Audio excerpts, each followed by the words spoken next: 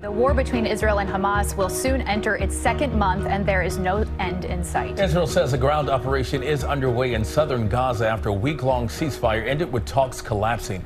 Joining us now from Washington is ABC News Chief Global Affairs Correspondent Martha Raddatz, and from Israel is ABC News Foreign Correspondent Tom Soufi Burridge. Good to see you both. Tom, we'll start with you. What's the latest on the ground there? Well, DeMarco, we're in Sderot. It's in southern Israel. I mean, that is the Gaza Strip there. Look at the smoke on the horizon. It's about 3 miles into Gaza.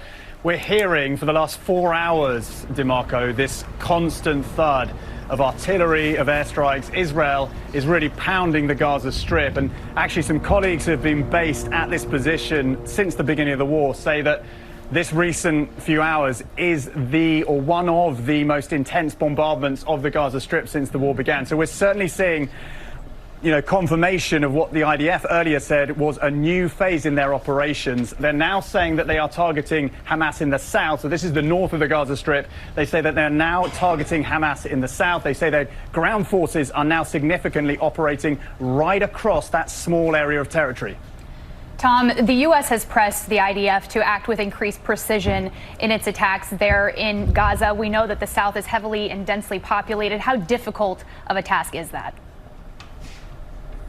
I think it's a massive, massive challenge, Ariel. I mean, look, the Gaza Strip, you can hear in the background probably these booms. It's constant. We've seen just constant images coming out, really hard to watch from the Gaza Strip over the weekend. The level of suffering there is widespread and acute. The UN calling it catastrophic. The UN official at one point over the weekend calling hospitals their death zones. Now, Israel over the weekend, Israeli officials have said to us, look, we are making maximum effort. That's what they say, to safeguard the civilian population there. As you say, the US putting pressure on them to better target their strikes, and Israel urging some residents in Gaza to move away from certain areas before they actually target. That's what they say. But I think, the reality is on the ground. You've got the Gazan population shifting down to the south. The UN saying 1.8 million people displaced in Gaza right now.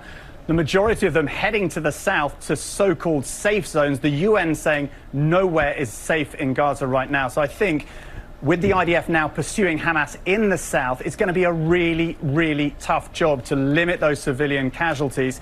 Very, very hard indeed when you think about the type of urban warfare they've got to conduct in those densely populated areas. All right, let's turn now to Martha Raddatz, who is in Washington. And Martha, the Pentagon says a U.S. Navy warship responded after nearby ships came under fire in the Red Sea. What are your sources telling you?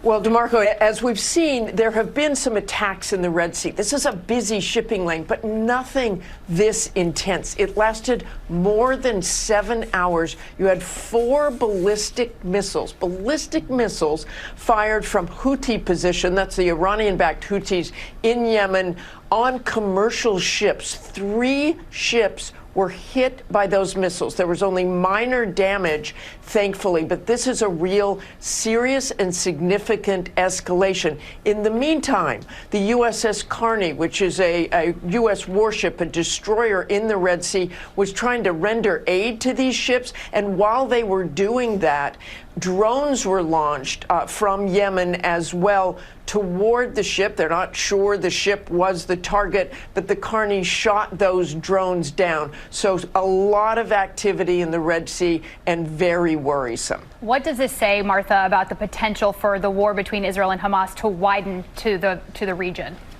That is exactly the point, Ariel, because that has been the concern all along. We've seen these retaliatory strikes on Syria from the U.S. After U.S. forces were targeted in Iraq and Syria, but they have not launched any kind of retaliatory attacks on Yemen. But I think they have got to be seriously considering that now. They've all along, they don't want to provoke. They don't want this war to widen, so they have done really essentially very small retaliatory strikes, but everybody's kind of holding their breath about what comes next now. It is really a delicate dance there. Tom Soufi Burridge in Israel for us, Martha Raddatz following the story for us. We appreciate it. Well, hey there, GMA fans. Robin Roberts here. Thanks for checking out our YouTube channel. Lots of great stuff here. So go on, click the subscribe button right over here to get more of awesome videos and content from GMA every day, anytime. We thank you for watching and we'll see you in the morning on GMA.